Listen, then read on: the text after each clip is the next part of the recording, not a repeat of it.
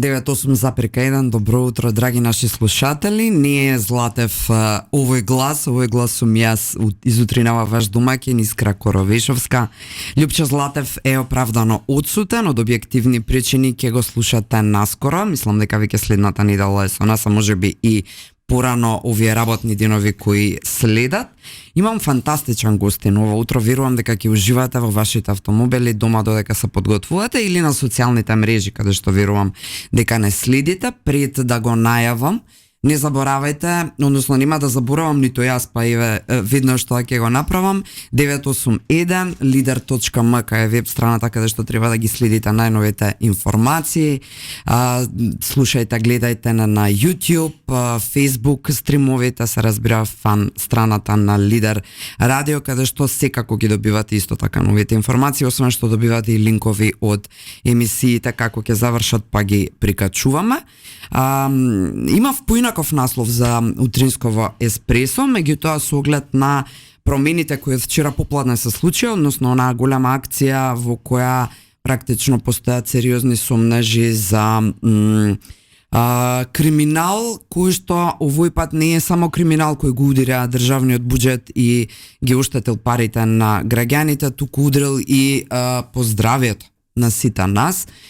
Тоа треба допрва да се докажува, не можем ништо да тврдам, истрагата е во тек, но како и да е, станува збор за сериозен скандал кој има огромни димензии и сериозни последици. Ќе видиме како ќе се развива, но тоа е и причината зошто е насловот "Се снаоѓа ли Македонија во новото нормално", бидејќи факт е дека новото нормално е и ваквите акции, битката сериозна, длабенска и брза со криминалот, корупцијата и така натаму. За нас секако ново нормално како држава, малку и црн хумор, бидејќи некако се одвикнавме од справувањето и борбата со криминалот и корупцијата изминатите години и сега секако дека не е ново, но и на глобално ниво новото нормално, позиционирањето на Македонија толку мала, една шака држава, меѓутоа на клучна геостратешка позиција во сите овие преломи, што би рекле нашите соседи Срби, или прекршување на глобално светско ниво, како и да е многу теми.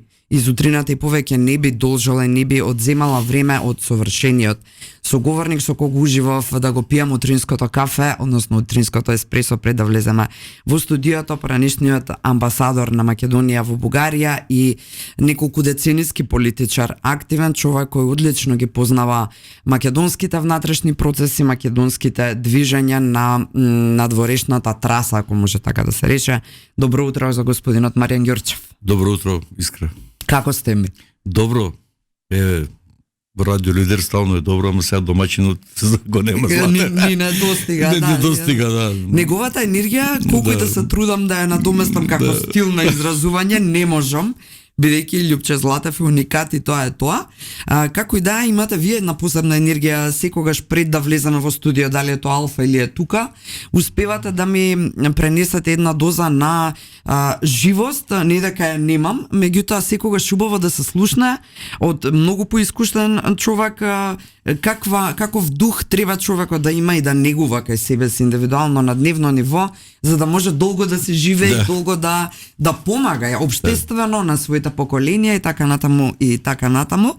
Ви благодарам што сте таков и ви благодарам што ве познавам. Јас ви благодарам, јас тие што ги почитувам и ги ценам и сакам со нив да споделам некои така работи кои што ќе ги направат повесели, поведри тој ден. Да, тоа е мисија, тоа е вашата мисија, без разлика на професијата и она што сте го правели и го правите.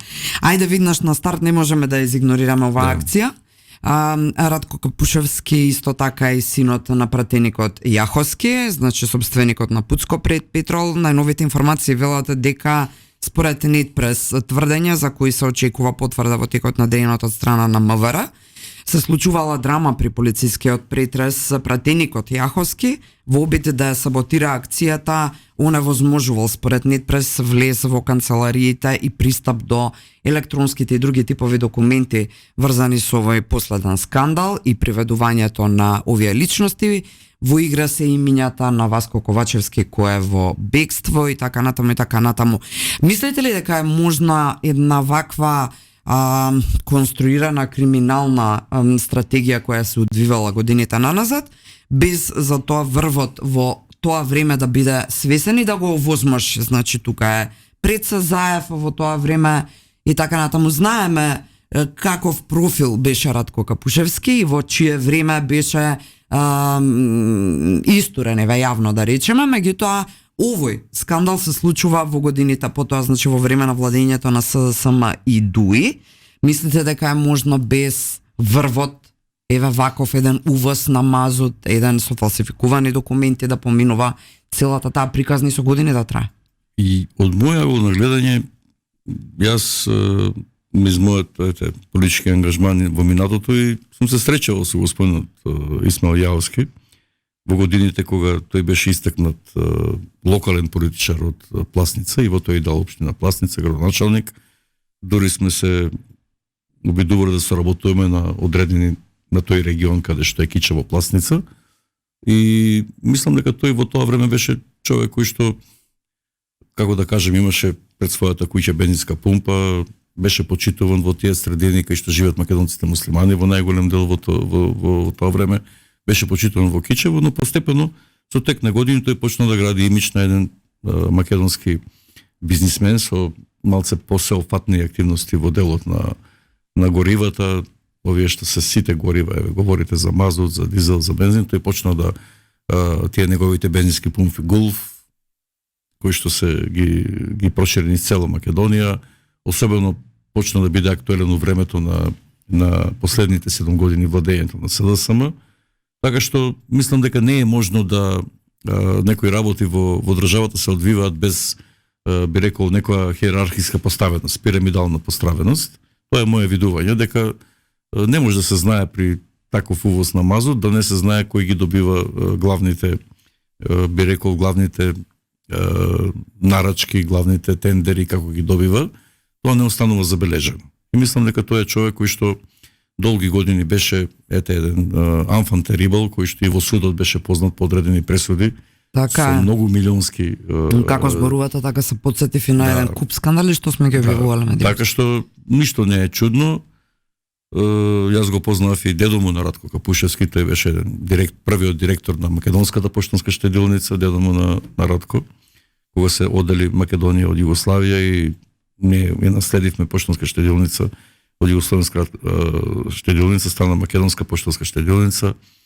Ги познав и неговиот дедо и така низ некои така би рекол причинско-последични врски можев да ја градам таа слика кај мене лично за кој профил на луѓе станува збор. Тие беа луѓе кои што беа сите лево ориентирани и постепено со доаѓањето на власт, особено после шарената револуција која што изроди, би рекол, многу небулози околу тоа како ќе функционира државата после таа шарена револуција.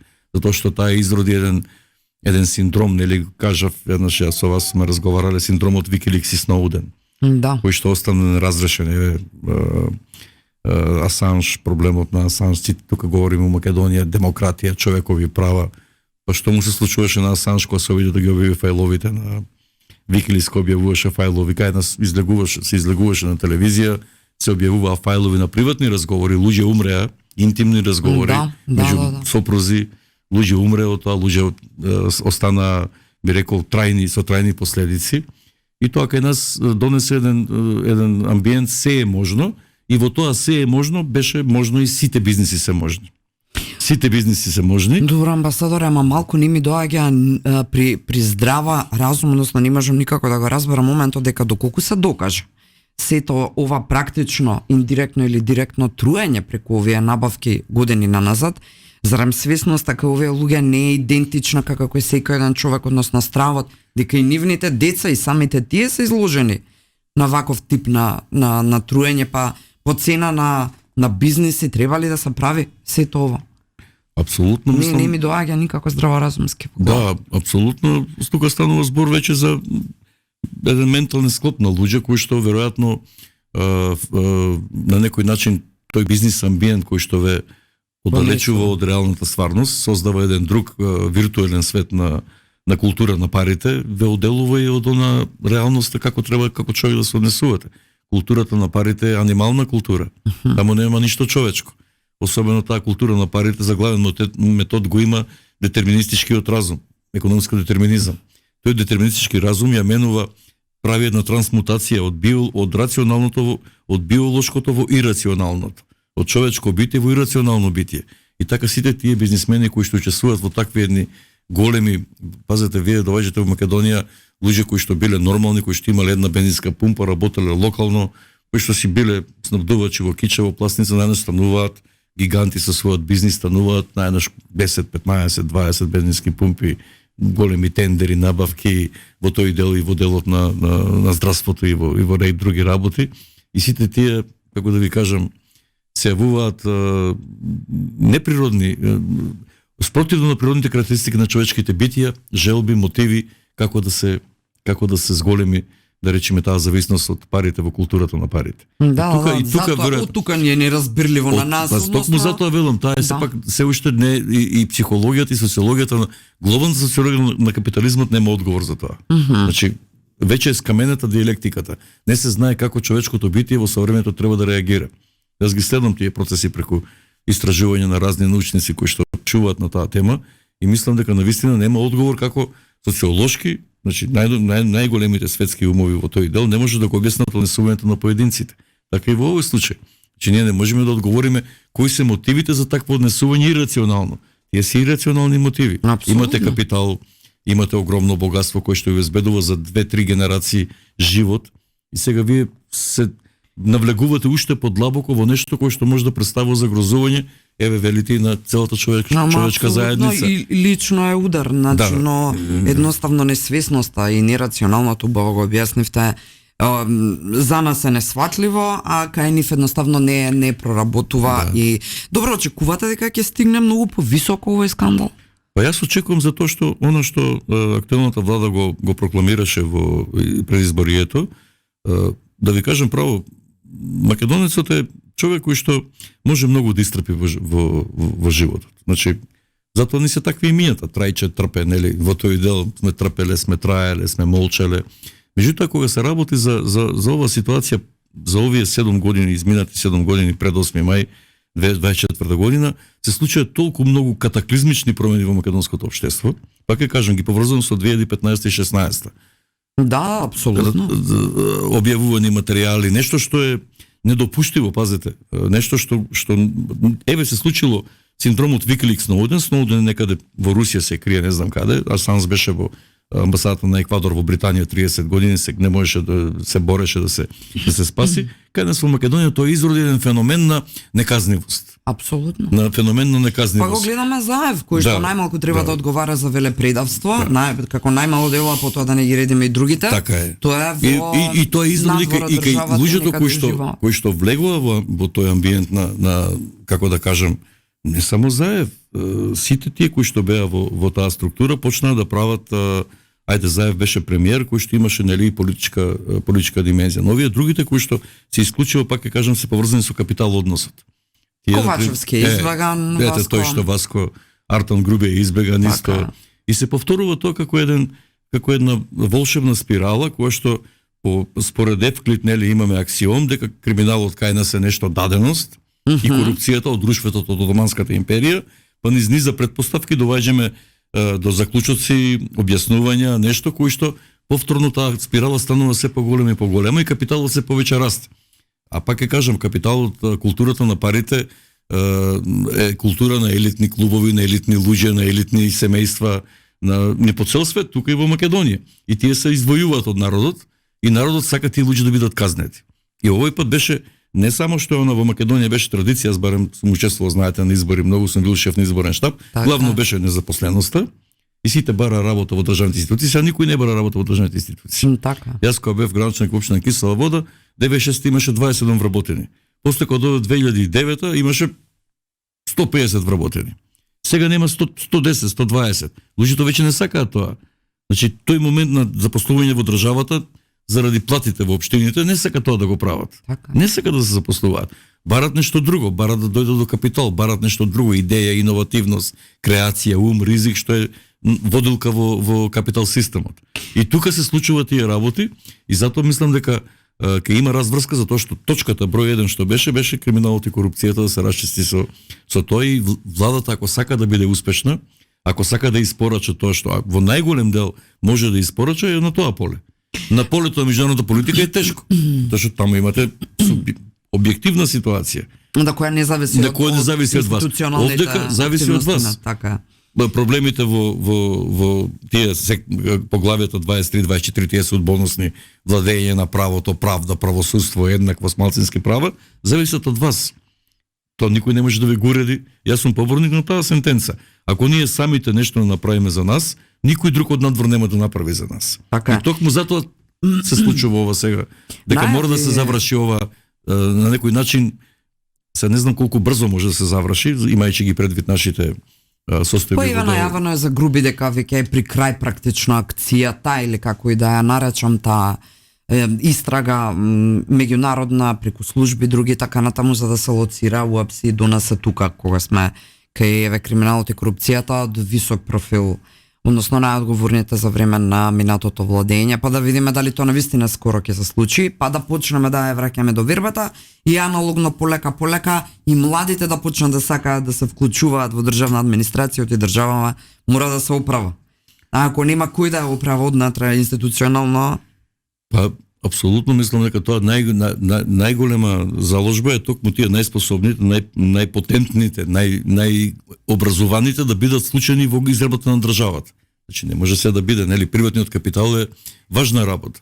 Тоа е важна работа и приватниот капитал е тој невидлив замаец по Адам Смит кој што го движи човештвото напред, нели? Таа е од богатството на народите прочуената сентенца на Адам Смит, која што е, мислам, ќе биде важечка се додека трае таа хипотеза за божествената мисија на капитализмот. Меѓутоа, покрај приватното за да живее мора да имате јавен сектор, мора да има држава, мора да му овозможи инфраструктура, мора да му овозможи и во сите домени, пат, железница, авион, струја, енергија, газ, мора да му обезбежи урбана средина, да му овозможи простор кај што тој приватен бизнис ќе се развива. Ако тоа го нема, нити домашниот бизнисмен може да се развива. Тогаш пумпите на бензинските пумпи, ако немате вие автопат кој што е поврзан или некој мотор кој што може тие наши туристи што одат од Србија, Унгарија, Полска, Чешка кон Грција, нема како да прави бизнис. И токму затоа е многу важно македонецот да свати дека работата во државниот сектор можеби не е толку високо платена, како што е обично.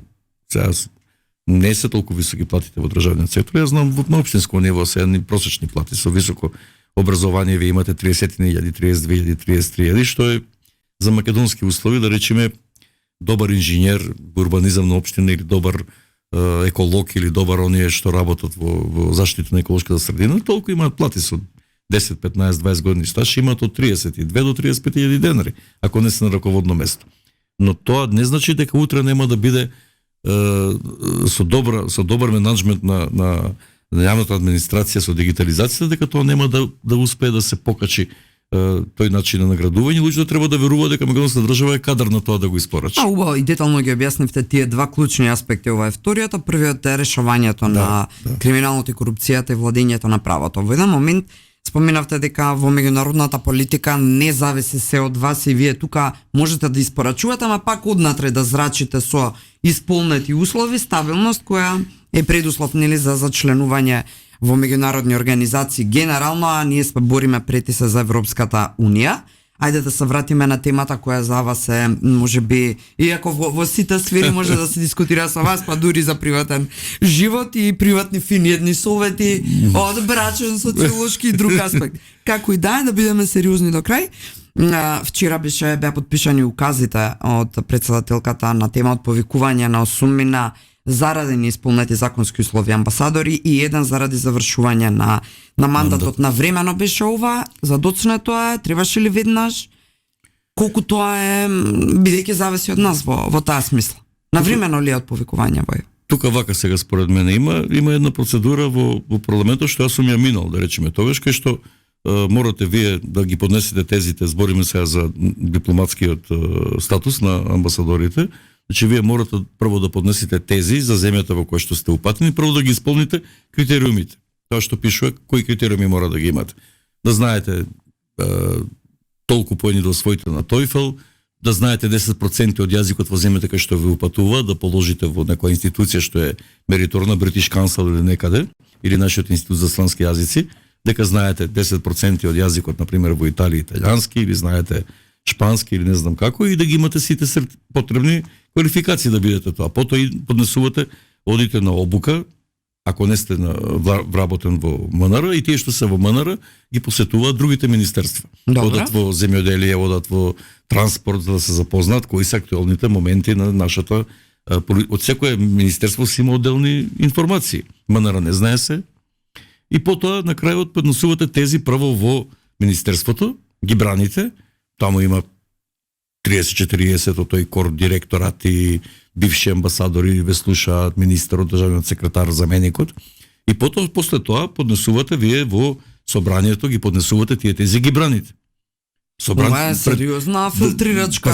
Сега, тој елемент на одбрана на собранието, во собранието не го помина од овие 8, мислам сите не го поминаа тој елемент. Да, затоа се отповика. Затоа се отповика. Значи тој е клучен елемент. Зошто? Затоа што сме ние парламентарна демократија. Вас може председател да ви даде акредитиви, како што да речеме Пендаровски им дал. И вие со тие акредитиви, пошто вие ја го представувате председателот во кога одите таму. Така. Значи кога одите кај другиот председател, ги носите акредитивите, копија на акредитивите давате во Министерството за внешни работи на државата, ве прима министерот или заменикот министер. Мене ме прими тогаш Захариева, таа беше заменик министер, а ме прими тогаш председателот Плевнелиев, кој што ги предава акредитивите. Росен Плевнелиев. И ги предавате акредитивите, тоа е, значи вие го представувате председателот, ама пред председателот да ги даде акредитивите, вие, бидејќи сме ние, не сме председателски систем, така. Не сме парламентарна демократија, мора да минете филтерот низ собранието. Бидејќи тоа не е минато, само еден амбасадор го мина тој филтер, тоа е Сашко Насев во Кина. Тој е човек кој што ги бранеше тезите и во по сите процедури. По сите процедури. И тој инсистираше да ги брани во собрание тезите. И тоа е многу важно, значи вие да знаете, дури мислам дека ако не ги тој инсистираше, ако не поминал ни собрание, нема зашто да ме назначуваат за амбасадор. Имаме и честни. Значи има луѓе кои он бил во Канада пред. Тој знае како била процедурата, затоа објаснувам, да знаат слушателите на Радио Лидер како оди. Бидејќи тоа не е направено, логично беше тие луѓе кои што не го поминале тој филтер, исклучиво во договор помеѓу владата, министерството како представник на владата во тој дел и председател, дека тие луѓе не го поминале собранискиот филтер. И затоа тие треба да се вратат назад. Тоа не значи дека нема да бидат пак пратени во друга земја, во друга амбасадори во други, тие се по статус амбасадори. Не? Да, но истовремено значи дека биле своевремено можеби наградени за одредени политички и тука согласности со тогашната власт и така натаму, и пак се враќаме на оној момент дека ние не можеме да излеземе од таа матрица на неодговорност, неказнивост, заради благодарност, заради одредени политички бранења, ставови така натаму во дадено време, се наградуваат и во случајот луѓето со амбасадорски позиции, не би ги ставиле тука сите во исти кош, верувам дека меѓу овие луѓе има и Затоа и велам дека некои од нив сигурно ќе добијат затоа што имат луѓе кои што работеле со години на разни места, одговорни места, и дека тие во иднина после одреден период кога имате 2 години да работите во одреден директорат, потоа можете повторно да аплицирате вие. Значи јас кога аплицирав имаше 72 кандидата. Подите на интервју. И после тој интервју се решава, ви даваат изим, после одите на сите тие состаноци по министерства и така си оди, таа цела процедура трае 3 до 6 месеци. Меѓу овие од повиканите и амбасадорката практично на Македонија во Бугарија, Агнеса Руси, го заборавив македонското презиме. Поповска. Ете така. Да. Знам дека кога сме разговарали во други ваши јавни настапи, имате позитивно мислење и сега за среќа или не среќа. 2020 зборуваме. Точно, вие во ваша емисија имате институционална меморија. Да. Не за незина среќа или не среќа. Нели тоа е перцепција и се погоди така што владите во Бугарија беа во криза долги години наназад, односно немаше стабилна влада, не можеа да се оправат од политичка криза, од постојани изборни процеси и така натаму. Каков амбасадор сега на Македонија треба во Бугарија? Видете, Агнеса Руси ги помина сите филтри. Мислам, таа е човек кој што беше и како да кажем, ги помина сите филтри. Меѓутоа имаше хендикеп, како што кажавте, во тој момент односите со техничките влади беа многу тешко. Знаете, ако има техничка влада, Бугарија е стара држава со би рекол начин на таа имала и руски систем после 1978 година и германски систем. И кај нив е се подредено на институциите на системот. И таму морате да ги помините тие, би рекол, школски елементи на функционирање на државата. И тука во тој дел техничката влада во Бугарија е насочена само да обезбеди како да кажам легитимни и демократски избори. Тоа е задачата. И 3 години додека беше госпожа Руси таму, Руси Поповска, таа објективно нема со кој да комуницира таму. Имено, нема за несреќа. Тоа е за несреќа. Иначе таа е, мислам, човек кој што е обучен за својата работа. Јас лично ценам неа, ви кажав. Мислам дека е објективно личност која што може да обава такви одговорни работи, меѓутоа имаше хендикеп да во Бугарија во тој момент нема со кој да разговара. Со техничкиот министер може да зборува технички работи. Во делот на оно што представува нормална комуникација на границите.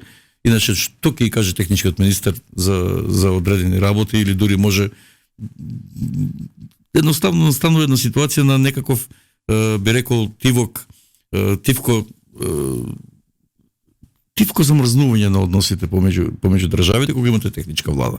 Тој секогаш вика технички министер, јас не можам за тоа да имаме имаме друг приоритет, не можеме за тоа да разговараме, ќе имаме и избори политички, ќе се формира политичка влада, ќе се отвори диалогот. И тоа беше со Руси Поповска, која што има и свој бекграунд, у смисла многу пати патувала за Брисел, ги знае работите во Европската унија и таа требаше да биде оној лостот за мајецот да ги подобриме односите со Бугарија и по некои други работи кои што бугарите ги почитуваат, да речеме, таа ги имаше тие елементи. Мене ми е жал навистина, јас го знам и незиниот сопруг кој што беше со мене министер во владата, Тони Поповски, исто така, кој што соработува многу пати со еколошките цивилното општество во Бугарија во делот на екологијата.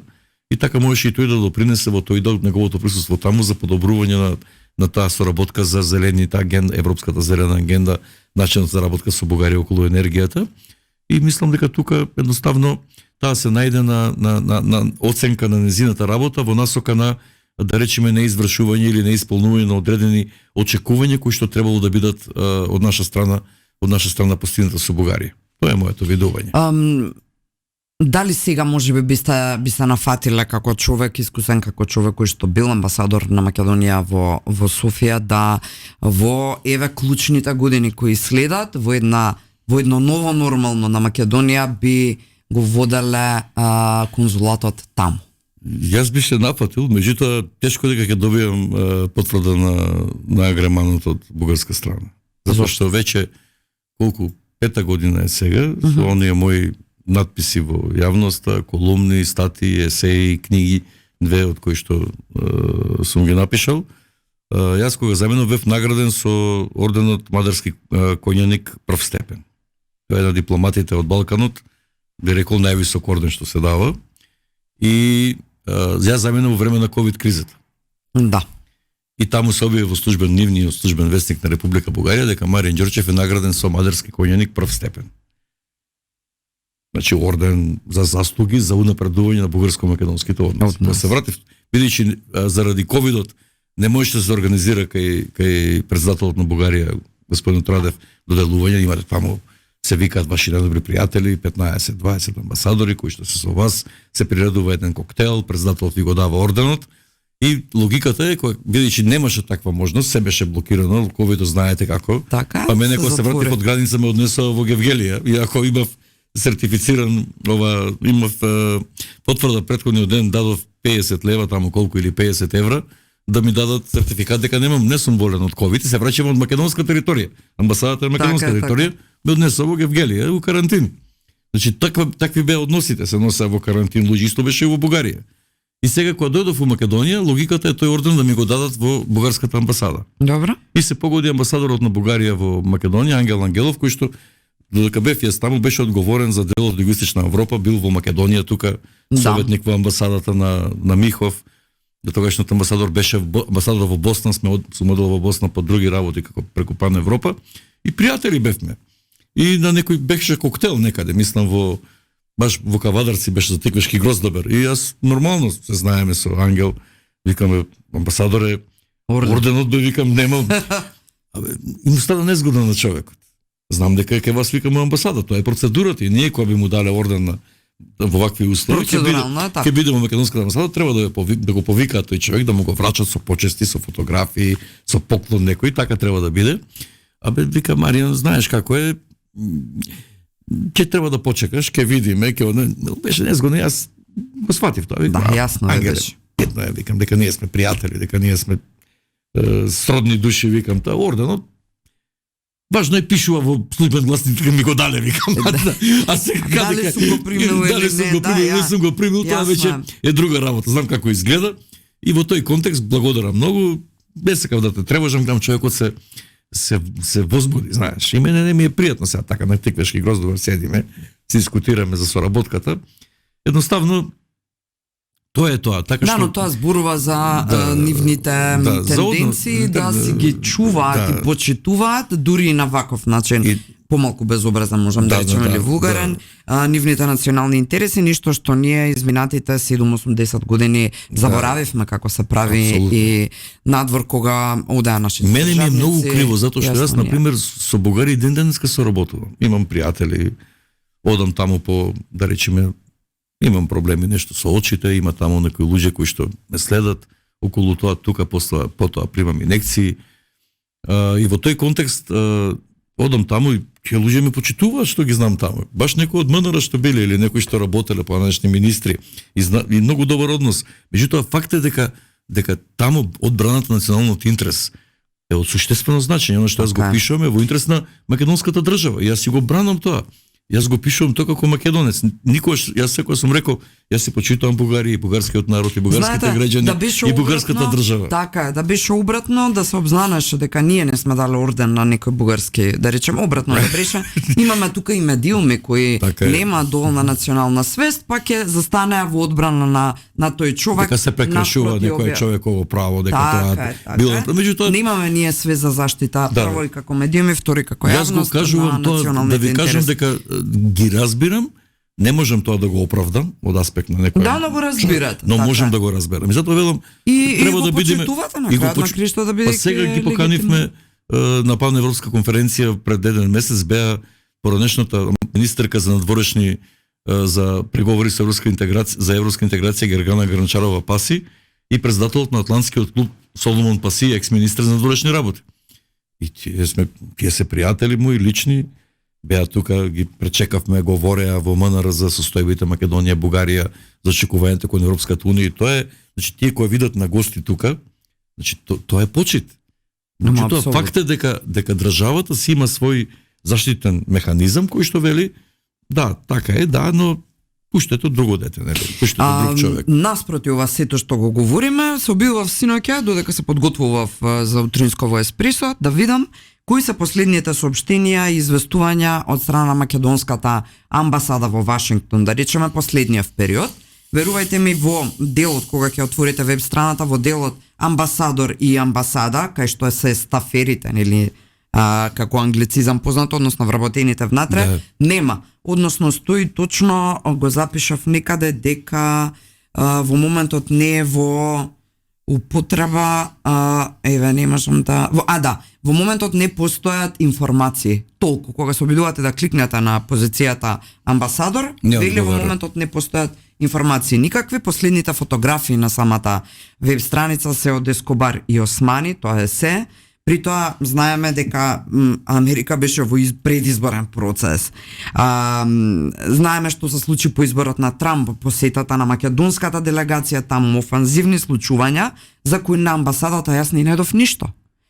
Дали е тоа нормално за една држава која се стреми да гради и која тврди, барем изминатите 8 години дека е стратешки партнер на САД и така натаму, ние сме нели секогаш најдобри другари со американците тука и генерално во светот, и излегува дека ние таму едноставно не функционираме ли, имаме ли, немаме ли амбасадор. Не ми е јасно како е возможно во една ваква ситуација да се оставим без клучна системска структура внатре која ќе одигра играта како што треба. Знаете, амбасадорот е, да речеме, лицето кое што представува државата во сите, тој командува и со званична дипломатија и со јавната дипломатија, луѓето кои што ја промовираат македонската култура, здравата, меката сила. Тоа е јавната дипломатија е индексот на здравата ментална сила на македонецот. Тоа промовирате таму, значи амбасадорот е личност која што е многу важна. Ако вие немате, кликнете таму и нема никакви изнесувања, тогаш вие не можете званично, вие немате контакт со таа држава.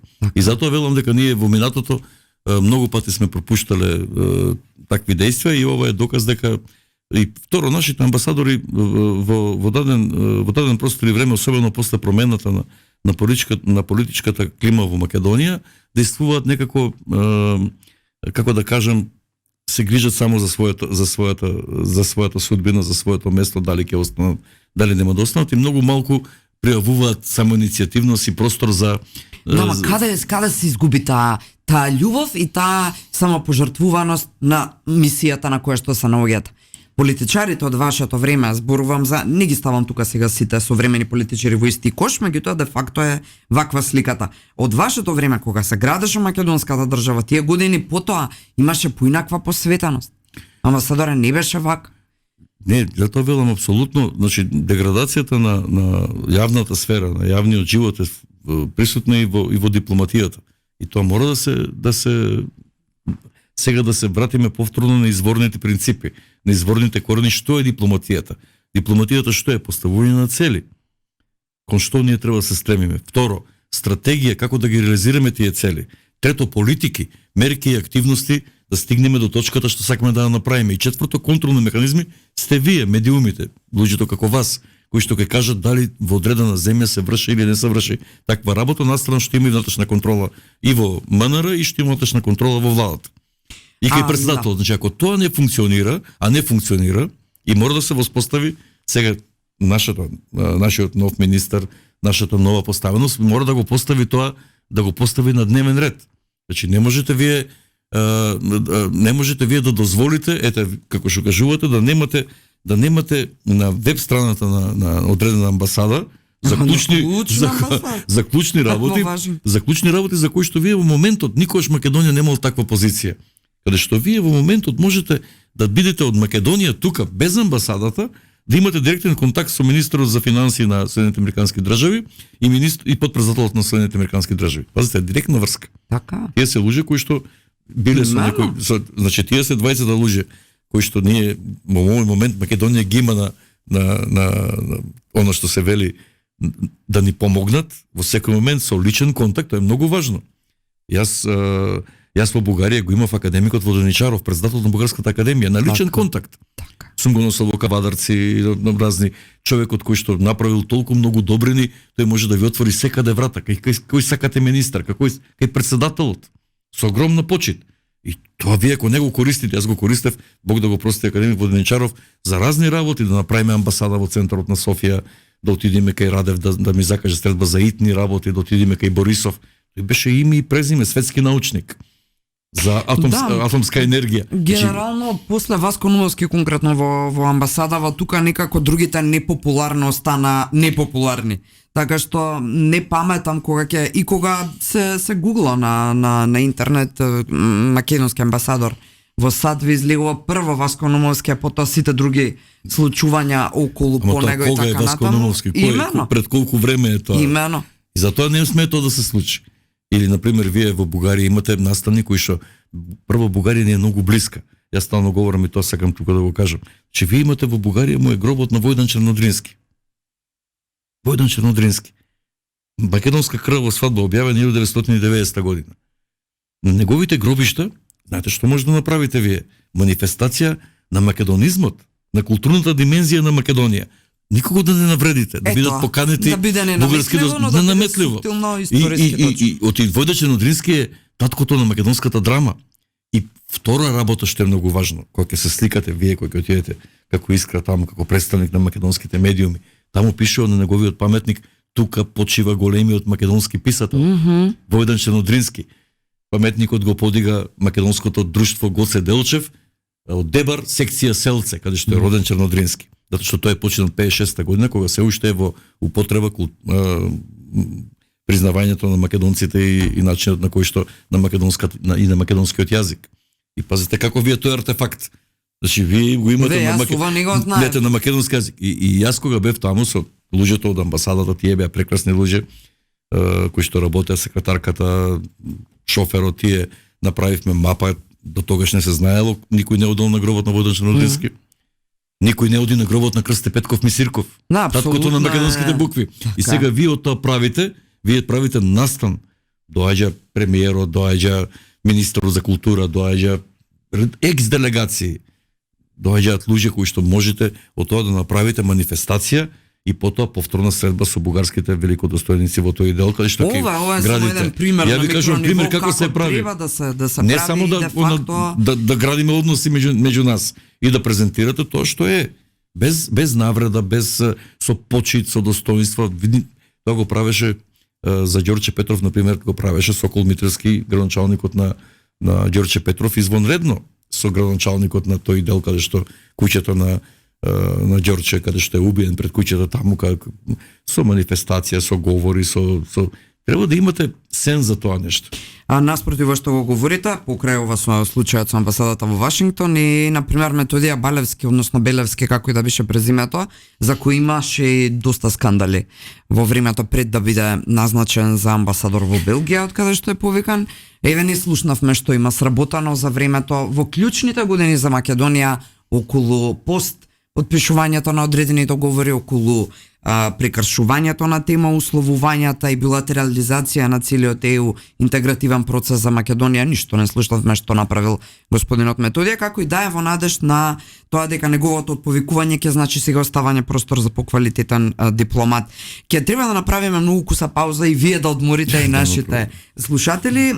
Гледам интерес не следат и имаат и прашања, еве конкретно знам дека е клучна тема денеска со приведувањата и апсењата. Најновите информации се дека покрај Катушевски и Јаховски се споменуваат имињата на Никола Стојановски, Емил Пецаков, Марија Нишовска, Благица Марковиќ, Ружди Рамадани, Душица Сизовска Јовановиќ, Добрила Стефановска, Данчо Стојановски. Ова се според објавите на mkd.mk, врзани со конкретната истрага. Прашувате што е ова сотруењето.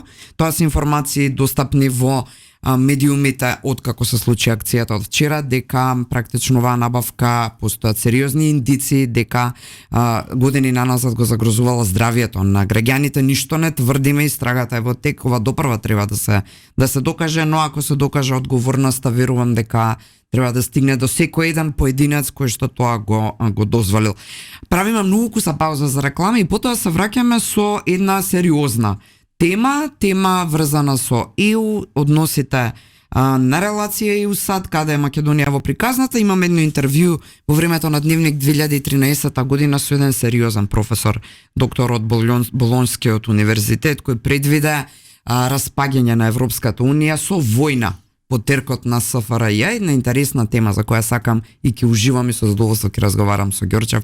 Бидете тука, за кратко се враќам.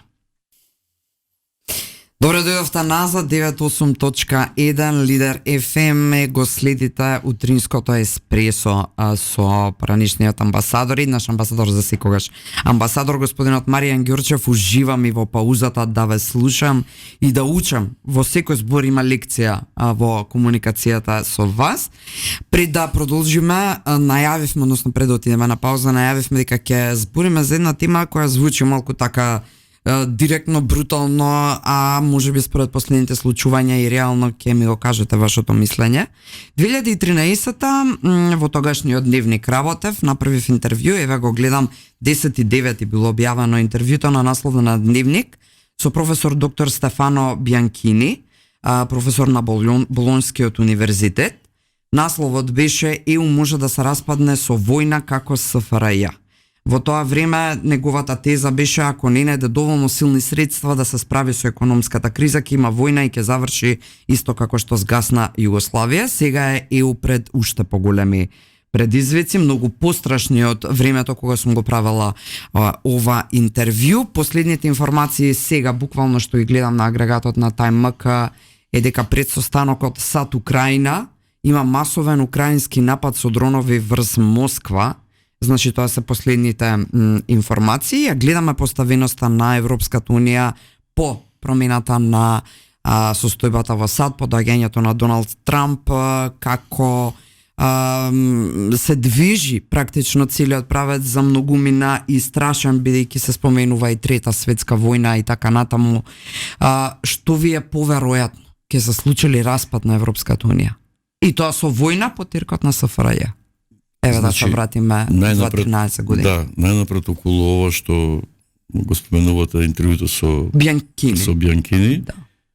Има една не само Бјанкини, има и Енцо Траверси, и Стивен Волт од Харвард и многу други кои што анализираат во смисла дека западната граѓанска мисла е одговорна за состојбата во европското и светското општество. Зашто таа западна граѓанска мисла, интелектуалната мисла, како Бјанкини, како Джефри Сакс, како Јанис Варуфакис, независно дали се левица или десница во своите идеолошки определби. Варуфакис е левичар, не? Така. Меѓутоа е доктор на Кембридж.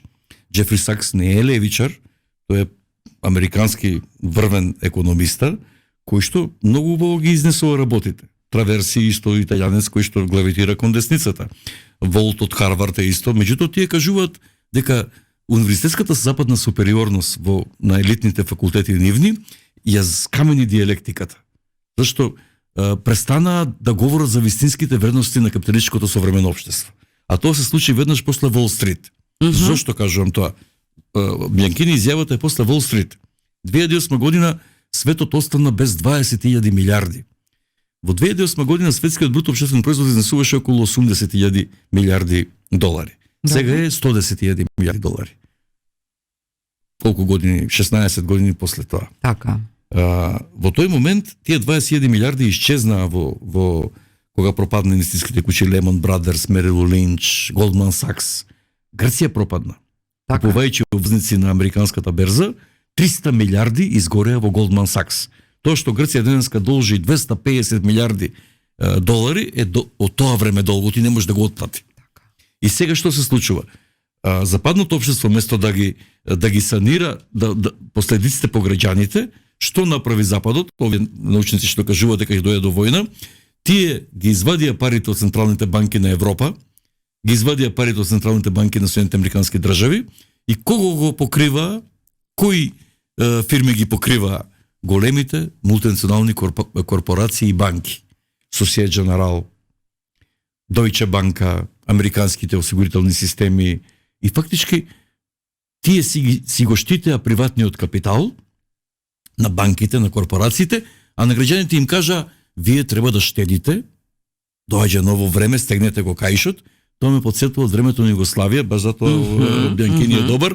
Оти јас се сеќам, нели, јас кога живеев во таа држава, современик сум на тие настани, кој ќе се случи криза во Југославија, знаете која беше максимата од Брос уште? Другари, нас кризата не јакне. Јас се прашав, како тоа може кризата не јакне? И после дојдоа Планин, Ѓурановиќ, Планин, сите, и стегајте го каишот, и тој каиш пукна 91 година. Така и со Европа, граѓаните на Европа уште тогаш почнаа со револт кон политичките елити на Западот. Затоа со западната граѓанска мисла не понуди решение за состојбите, објективните состојби во европското општество. Значи, елитите политички си останаа субјективна политичка елита, елитистичка, неправедна, класна, си останаа такви какви што се. Меѓутоа, народот се помалку излегуваше на избори. Во просек беше 50% тогаш на излегување на избори. Прв пат сега во Германија 84%, оти се работи за обстанокот на Германија. Гледате што се случува. Народот се побуни против милитаризацијата, против воените труби, дека ние ќе победиме, Западот ќе победи, ќе го победи Истокот, некакви концепции за светска војна. И тука Европа се загуби. И токму затоа овие тези, например, најеклакантно ги објасни Хуго Чавес 2011 година пред Бјанкини. Тој на самитот за екологија во Лондон, за климатските промени, кај што се собраа светските моќници, банки, корпорации, држави, и собраа 60 милиарди долари помош за климатските промени. Во тој момент, војната индустрија трошеше околу 2000 милиарди долари за воени оружја. И Чавес беше нели светски клован го нарекуваа председателот на, ако го паметите, на Венецуела. Излезе на говорница и каже една реченица која што и ден денеска е нешто што се нон-стоп се повторува. Господо, да ви кажам нешто, вика, вака го парафразирам, да беше климата банка, до сега 100 пати ќе ја спасевте. Алудираше на тоа дека за банките се извадија десетици илјади милиарди долари да го спасат капиталот на Рокфелер, на Ротшилд, на германските концерни, на BlackRock, на германскиот Rheinmetall, на францускиот Sanofi, на BioNTech, Pfizer. Тие се спасуваат, газдите на тие. Во светот има 385.000 луѓе во моментот што имаат над 50 милиона долари. 385.000 луѓе. А некаде околу 400 луѓе имаат над милиарди и милиарди. Да, и сега тие командат со светот. И тука е опасноста дека сега граѓаните кои што стана роботизирани, зависници, како јас и вие што типкаме тука на телефоните така. И фактички ние сме зависници, веќе нема Западот каде е проблемот. Западот не произведува повеќе. Важни се берзанските акции на мултинационалните корпорации и банки и берзанскиот индекс кој што зависи од воените действија ширум светот. Берзата веќе не може без војната. Кој сега заработуваше на берзата во Њу Јорк или на берзата во Франкфурт? Заработуваше Локхид Мартин, зашто произведува орудија кои се продаваат во Украина, во Израел. Заработуваше берзата во Франкфурт на акциите на Rheinmetall. Значи, вие преку берзанските индекси на капиталот, без работа, без производство, во еден ден заработувате 30 милиони долари. Дека се това е така, говори фактот што и на овој вонреден самит што се свика од страна на Макрон во пресретна после онаа драма што се случи Трамп, Зеленски и така натаму, само 10 минути практично било посветено на приказната спас на Украина и така натаму, а сето претходно и помеѓу било ова што го говорите. Значи, земјите стануваат членките свесни дека треба апсолутно да си се заштитат себе си, дека оваа цела една бајка што се создаде околу тоа да се зачува Украина, да и се помогне и така натаму, да се инвестира во неа, во суштина не им донесе ништо добро, практично гледано вака, и едноставно десницата која го презама кормилото, и веќе гледаме сега случувањата во Романија, и тоа ќе биде нешто што сериозно ќе наметне една друга дополнително, односно ќе донесе друга нота во целава оваа констелација. Видите сега што Европа, според мене, јас си кажам своje мислење. Каде сгреше Европската унија? Природен партнер на Европа, географски како геополитика, е Русија и Турција. Природен партнер. Апсолутно. Затоа што Босфорот, како е наречен, портата на Европа, така ли? Така. Портата на светот. Турција по своите капацитети, а сега веќе се размислува Турција по брза линија, по новите брзи возови, нели што се, да ја вклучат во преговорите за, пошто 50 години Турција со Југославија почна преговори, 70-тите години, а членка кандидата од 2005 година. А тие почна 72-73 со Југославија да преговарат со вечен кандидат. Но сега се размислува практично Европа веќе сваќа каде го губи геополитичкиот простор. Европа е 4 милиона километри квадратни. 4 милиона километри квадратни, 447 милиона жители последниот попис. Уште 4 милиона километри квадратни е до Урал. Кои се тие градови? Санкт Петерсбург, така, Москва, Смоленск, Ростов на Дон. Тие се тие градови. Таму живее исто европско население. Таму Петар Велики ја градил Русија по урнекот на Холандија, по урнекот на Германија.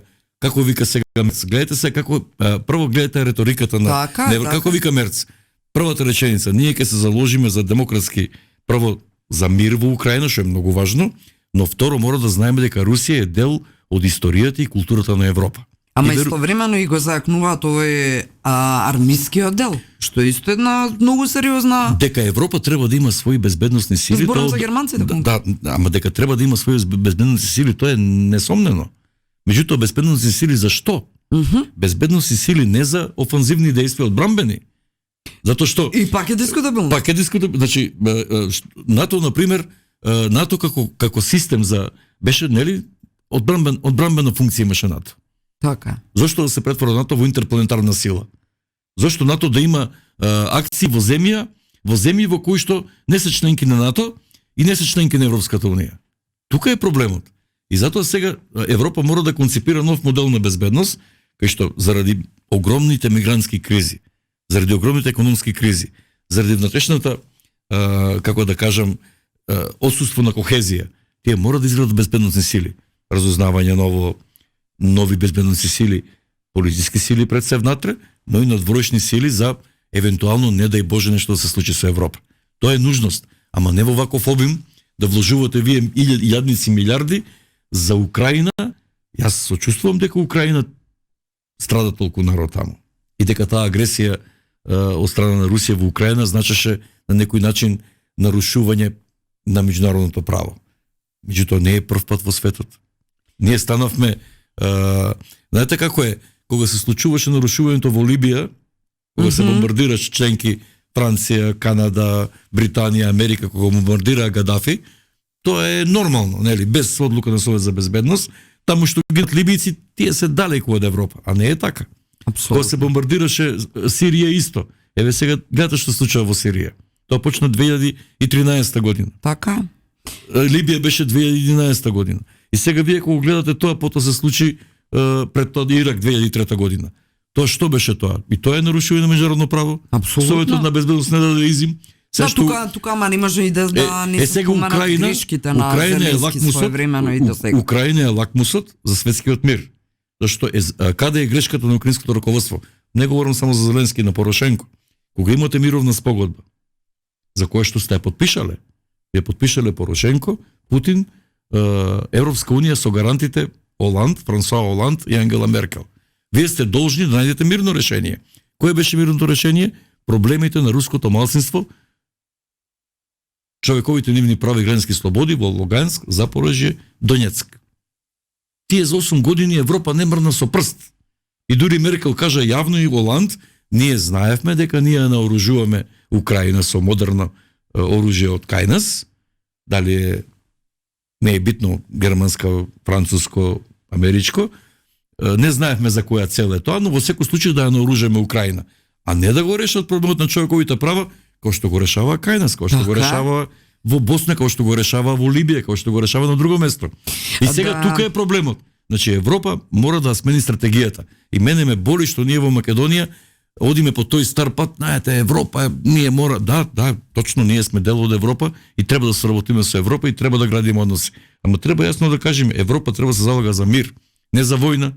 Што ќе се постигне ако се потрошат уште од европските граѓани во кои што и ние припаѓаме, се потрошат уште 5000 милиарди евра за војната во Украина. Ке се постигне нешто? Нема да се постигне. Апсолутно. Затоа што вие имате нов светски поредок, тоа јавно го кажа председателот на Соединетите американски држави. Тоа јавно го кажа председателот на Јужна Африка Рамафоса, председателот на Бразил, председателот на Индија Моди, председателот на Кина.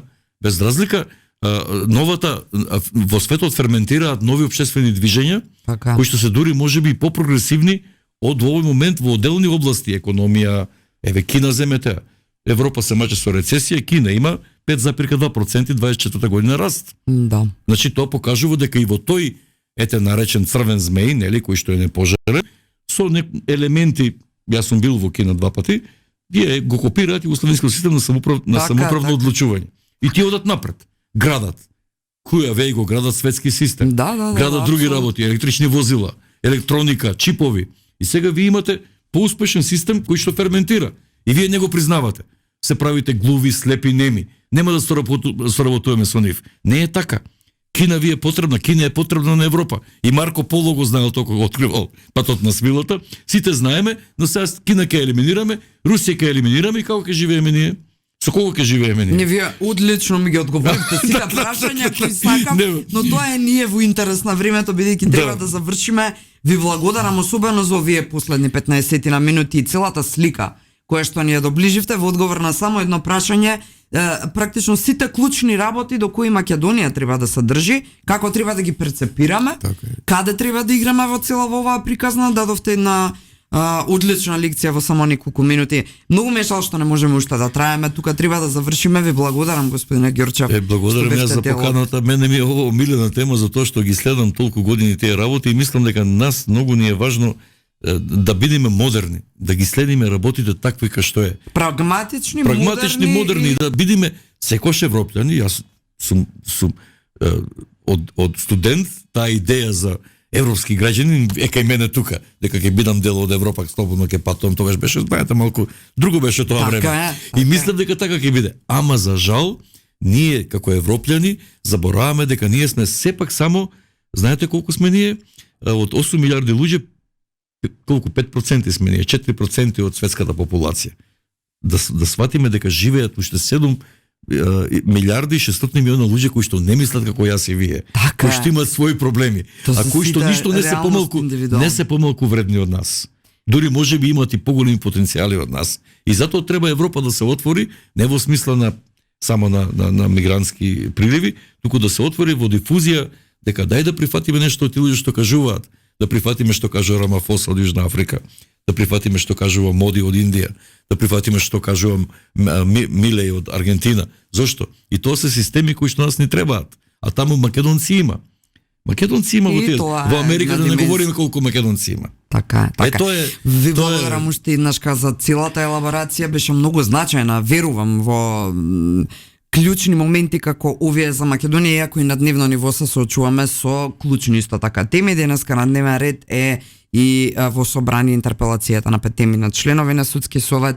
Почитувани, има доста работи заради кои верувам дека денеска и ќе се залепите на други информативни изданија, но тоа што е најважно е да бидете на lider.mk веб страната, да слушате 981 и да се претплатите, што би рекол Златев, односно subscribe да направите на YouTube каналот на Радио Лидер. Ви благодарам што бевте со нас, бевте во доста голем број и верувам дека така ќе биде утре и задутре и до петок. Се гледаме следниот вторник и се слушаме.